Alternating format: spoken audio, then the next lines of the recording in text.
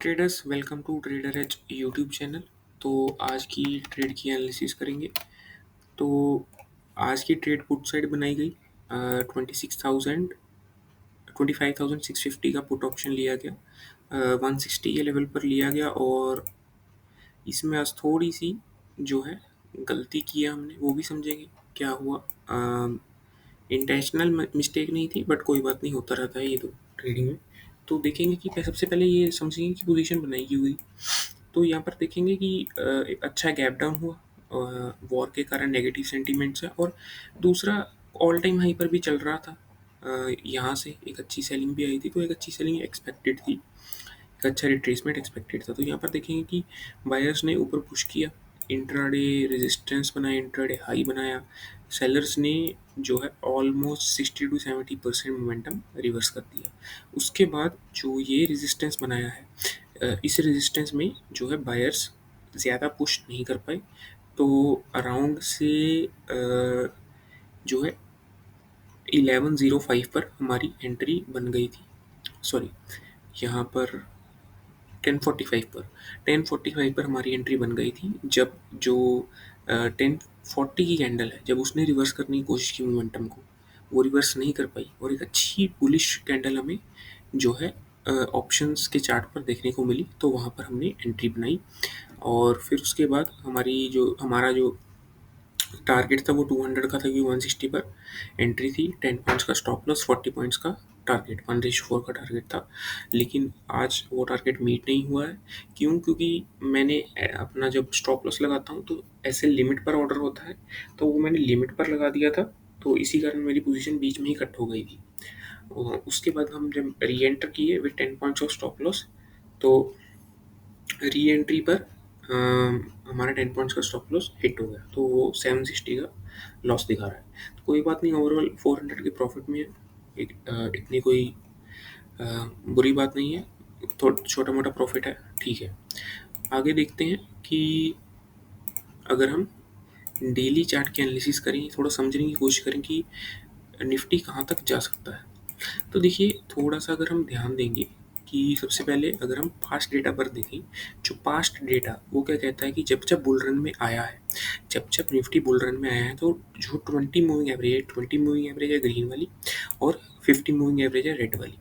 तो 20 moving average पर resistance लेकर ऊपर गया है, ठीक है। और ये कोई भी बुलिश सिक्योरिटी आप जो है ऑब्जर्व कर सकते हैं। बहुत आराम से आपको देखने को मिल जाएगा ये चीज़ कि अगर कोई हाईली जो वेरी स्ट्रॉन्ग बुलिश सिक्योरिटी है, अगर वो बुल रन में जा रही है, तो वो 20 मूविंग एवरेज पर जो है रेजिस्टेंस लेगी मोस्ट ऑफ द टाइम। और अगर थोड़ी सी वीक हो गई है वो सिक्योरिटी, तो वो 50 मूविंग एवरेज पर लेगी। और अगर वो साइडवेज जा रही है, साइडवेज टू बियरिश जा रही है, तो वो 100 मूविंग एवरेज पर आ जाएगी। तो यहाँ पर हम देख रहे हैं कि 20 अभी बुल रन नहीं चल रहा है, तो 20 मूविंग एवरेज पर जो है हमारा रेजिस्टेंस दिखा रहा है 24,436।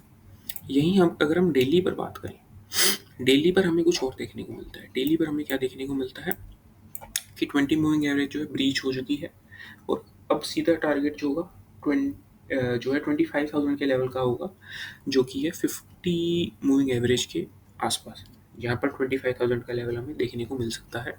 जैसे कि अगस्त के जो मंथ था वहाँ पर साइडवेज रहा था। यहाँ पर अगर हम देखें यहाँ पर, तो वह यहीं पर मुझे ऐसा एक्सपेक्टेड है, यहाँ तो यहीं पर साइडवेज रहेगा, बट थोड़ा सा इसकी कम प्रोबेबिलिटी है। क्यों? क्योंकि अभी तो मार्केट नेगेटिव चल रहा है जो वॉर के सेंटीमेंट पर ये बहुत टेम्परेरी जो है, ऐसा सेंटीमेंट हमारे इंडियन मार्केट्स में रहेगा। तो इलेक्शन जैसे जो है एक अच्छी रिकवरी हमें देखने को बहुत आराम से देखने को मिल सकती है, क्योंकि ओवरऑल हमारा जो मार्केट है वो बुल रन में ही चल रहा है। वहीं पर अगर हम बैंक निफ्टी की बात करें, बैंक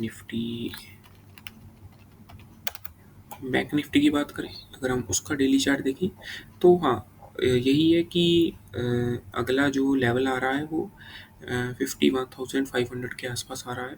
उस पर से जो है साइडवेज हो सकता है थोड़ी देर के लिए, और फिर उसके बाद जो है हमें ऑल टाइम हाई देखने को मिल सकता है। बट अगर हम थोड़ा-सा कंपेयर करेंगे निफ्टी और बैंक निफ्टी के ग्राफ को, तो हमें ये देखने को मिलेगा कि बैंक निफ्टी का graph is much weaker then the Nifty graph. यहाँ पर जहाँ पर इस पॉइंट पर निफ्टी ने ऑल टाइम हाई बना दिया था, यहाँ पर वो ऑल टाइम हाई के आसपास भी नहीं था बैंक निफ्टी। बहुत देर बाद ऑल टाइम हाई तोड़ा है, तो इससे ये पता चलता है कि bank Nifty is much weaker then Nifty. अगर हम तो आगे देखेंगे कि इंट्राडे सेशन की बात करें आज के, तो सेम चीज़ हमें दिख रही है कि अगर कंपेयर करेंगे कि क्योंकि जो मॉर्निंग की, अगर हम साथ में निफ्टी का चार्ट भी एक बार खोल लें,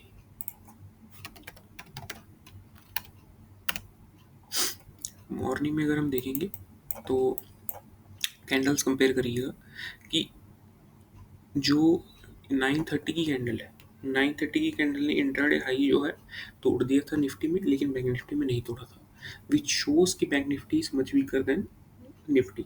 तो यहाँ पर अगर हम देखेंगे कि फिर जब उसके बाद जब 11:15 के टाइम पर देखेंगे तो इंट्राडे लो है जो बैंक निफ्टी में टूट चुका है, लेकिन निफ्टी में नहीं टूटा है। तो वही है कि सेम चीज़ है कि बैंक निफ्टी ने पुश करने की कोशिश की, ऊपर नहीं कर पाया, तो 11:15 पर एक अच्छी entry with 30 points of stop loss बन सकती थी और हमें एक बहुत अच्छा मोमेंटम देखने को मिलता। तो यही थी आज की ट्रेड की एनालिसिस।